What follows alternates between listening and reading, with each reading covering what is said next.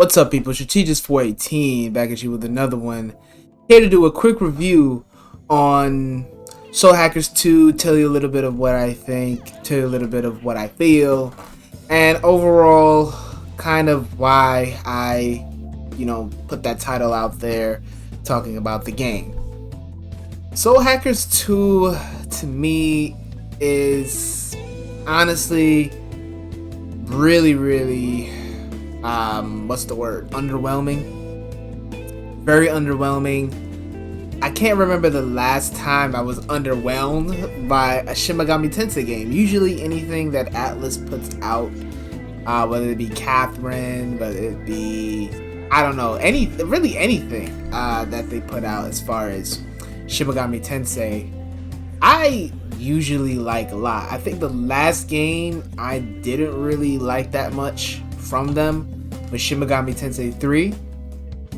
And the reason why I didn't like Shimagami Tensei 3 was not because the game was bad or anything. I know that's considered like one of the best Atlas games and whatnot, but I didn't like the story.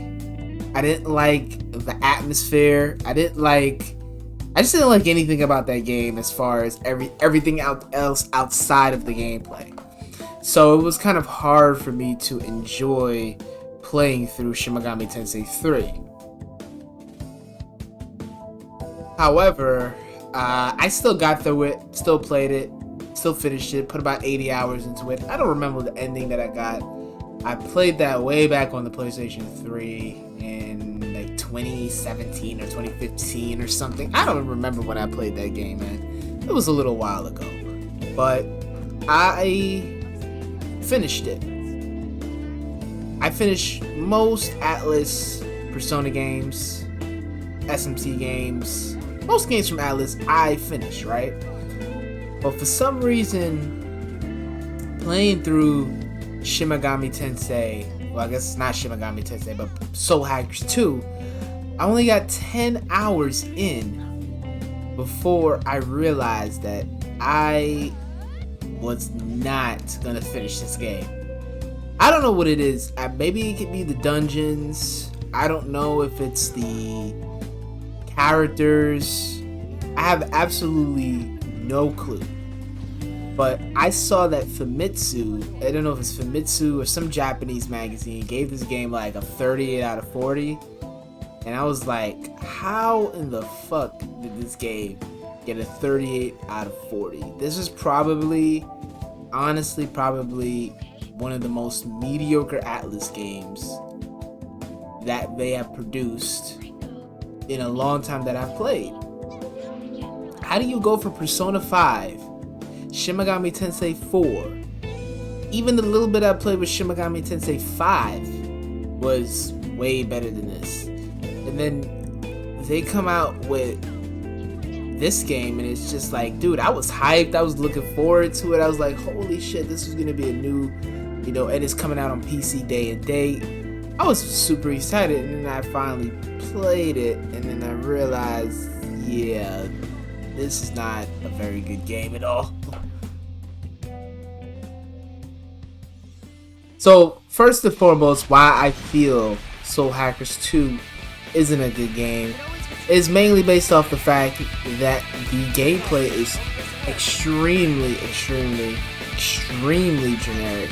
I did a live stream of the game previously, not too long ago. I think pretty much the same day the game released, I did a live stream of it. And I thought it was cool for the first 2 hours that I put into it. But once I started to play more and more of the shit, I was like, yeah, this ain't it. This ain't it, Chief. This is not a good game. I wouldn't say it's not a good game, but it's not an amazing game. It's not what I expect from Atlas. Now, if I'm playing something from, more of a B or C tier studio out there, I would have been like, okay, I'll play through this game and finish it and beat it, and that would have been that. But just the experience that I got from the 10 hours that I put into the game so far, it hasn't really grabbed me.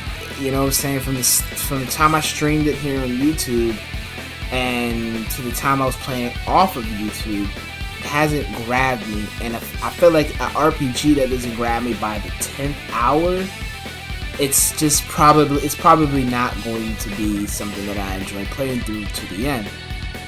So I don't know. I've only put 10 hours into the game. Remember this. I've only put 10 hours into the game, but I am concluding that this game is honestly probably not going to really change drastically from what I'm playing now. It's rooted in what I'm experiencing right now. It's rooted in the experience. So I'm not going to get nothing better than what I'm playing right now, honestly. So I've decided that I'm no longer going to continue playing Soul Hackers 2, and it sucks. It's like all the games that I'm excited from studios that I like, I'm just being constantly disappointed by. From Software, it's the same thing. When it came to Elden Ring this year, I was super disappointed. And, you know, one of the reasons why I was disappointed with Elden Ring is because Elden Ring was literally Dark Souls 3 in an open world. They didn't try to do anything new with the gameplay. Graphics look they were a little bit better as far as the environments because it was a bigger world, but the graphics were nothing special for, you know, a studio that's been making a lot of money, honestly. They're making a lot of money from all their previous projects. So where's all that money going? We're just kind of getting the same shit that we've been playing for the last 5 years. So I really, you know, Elden Ring really just disappointed me. But I'm going off on a tangent, honestly, at this point.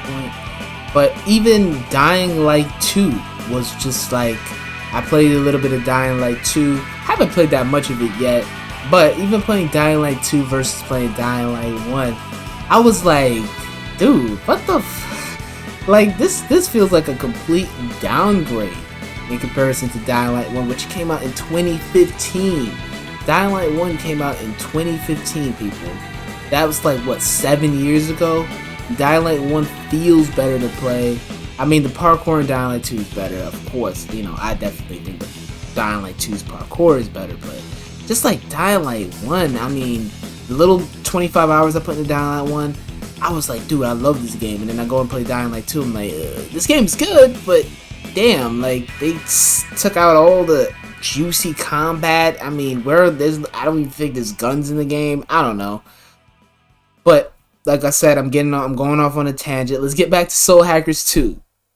But overall, Soul Hackers 2, to me, one of the things that really annoys me about this game is the dungeons. The dungeons are not very good. Feels like you're just kind of walking around doing stuff. There's really nothing dynamic about the dungeons so far from what I've seen. As far as the combat goes, it's super average. There's really nothing special about the combat. If you played any Shimagami Tensei games in the last 10 years, you pretty much played this game.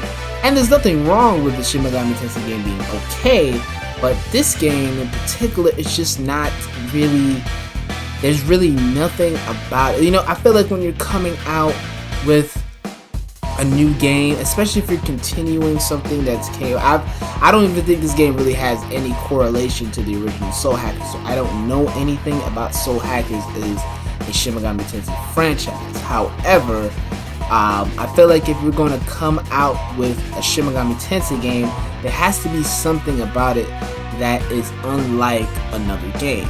It's unlike another Shimagami Tensei game in the series. So, for example, when you play Digital Devil Saga, or you play, I really played Rodou Kuzunoa, so I can't talk on that one. But if you play Digital Devil Saga, you play Devil Survivor Overclocked. If you play any of the spin-offs, even Persona is still a Shimagami Tensei spin-off, right? Strange Journey, all of these games have something about them, whether it be the concept, the story, the gameplay, whatever, that mechanics that has it stand out amongst other Shimagami Tensei, amongst the main Shimagami Tensei franchise and amongst other Shimagami Tensei properties. Whereas when you play this game, it's just like literally the same shit. It's not, there's really nothing unique about this game as far as Shimagami Tensei goes. It's super average. super mediocre. I mean, it's just like middle of the road JRPG. Like, maybe if you don't play a lot of JRPGs, this is gonna be a good game for you. But I play a lot of JRPGs, right? She just plays a lot, and this game to me is just not really cutting it. Graphically, the game is very nice. It looks pretty. It's a beautiful game, but it's honestly just not enough. I love how the game runs in 144 frames per second. That is nice, especially playing on PC. I hate when developers bring out games on PC and don't give us the ability, especially if it's doable, don't give us the ability to run our games at 144 hertz and higher, or just uncapped frame rates. I hate when developers don't give us that option. I'm looking at you, From Software. In Elden Ring, you didn't give us the option even to damn uncap the frame rate. Not even give us 120 frames per second. You're just staying at 60 on action RPG. So stupid. I hate that. But they gave the game uncapped frame rates, which is wonderful. A lot of games do not do that. But again, the game itself is just not very good.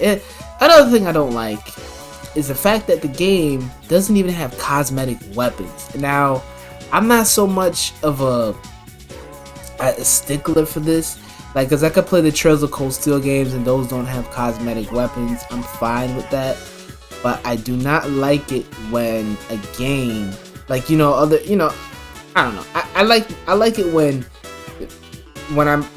I get new weapons in a game. I like it to cosmetically show up. It's always a pet peeve of mine when I'm playing an RPG and when I get a new weapon, the new weapon doesn't show up in combat. It's just like the same weapon that I've had before for the entire game. So I'm just looking at the same weapon. So it's not even exciting to go and upgrade the comps, because they just all look the same. It's the same thing every time you upgrade it. At least from what I've known. Maybe further in the game it probably changes. The look of the comps probably change. But the fucking comps look the same from beginning to at least when I play, and it's boring to look at. I want, when I'm looking at weapons in a JRPG, I want the shit to look different. I don't want my weapons to look the same fucking way from beginning to end. In Persona 5, in Persona 4, in Persona 3, you do not see that. Those are PS2 games, people. PS2 games. So why is a PlayStation 4, 5, Series X, Xbox One, PC game with all the money Atlas got, especially considering that they're on the Sega now, why can't we at least get cosmetic weapon changes? That shit is horrible. And there's no reason why this game should have a low budget, as low of a budget as it has. And that's just another thing that kind of really irked me. Just the budget for the game is too low. I feel like they should have put more money into this game. That way we could have actually had something better than what we got overall. And lastly, the characters. You have Milady. You have Melody, actually. Her name is actually Melody. You have... who else is in this game? I can't even fucking remember. You have Melody, you have Saizo, you have Ringo, and you have Arrow, right?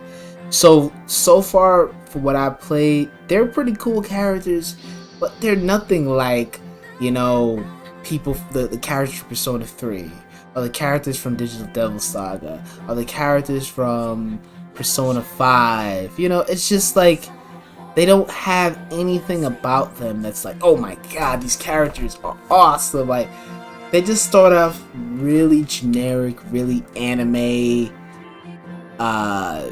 tropey. It's just honestly nothing interesting about them. And I guess you learn more about them when you do the little bar talk thing that they have in the game. I only experienced that for a couple of times, but yeah, man, it's just like, I just didn't get anything from them. I was like, oh, like, dude, this character's fucking cool. Like, it was just like, yeah, okay, let's move on. And I just had the constant urge, and I pre-ordered this game. Pre-ordered it on Fanatical. I got it for a lot cheaper. I just didn't have the urge to continue to play through the game any longer than what I played through. It just was like, this is it. This is all I'm gonna get, and there's just really nothing in particular in this game that I find to be outstanding. And I'm sorry if I'm buying a game day one, and this is why you should never, ever, ever, ever, ever in your life pre-order a game. Do not pre-order video games. Do not do it. Wait till reviews come out. Wait till the game drops on sale. Do not waste your fucking hard-earned money, because when you go ahead and you go and buy that game, you realize that game is not good, like you thought it was gonna be, then you're gonna be the one hurting in the end. Anyway, guys, I hope you enjoyed my review. I was a little harsh on the game, but just even the music. Now that I think about it, even the music wasn't shit. Did Shoji Meguro work on this? Cause even the music was like, I don't know who worked on this game at Atlas, but this is just not it. Atlas needs to get their shit together if they're making shit like this, cause years ago this shit would have never come out of Atlas. Atlas would you would never see. I mean, you would see some average shit from Atlas, but this is just bottom of the barrel shit right here, son. Like the music, even the music is not even good. You know what I'm saying? The music is just whatever. So yeah, man, I hope you guys enjoyed the review. Got a little insight, Soul Hackers 2. Stay away from this game until it goes on sale for $20. Do not buy this game until then. Don't waste your money like I did. I can't even get a refund because I bought it off of Fanatical. So with all that said, hope you guys enjoy the review. I'm Streets418. I love you. Hope you love me. And I'm out. Peace.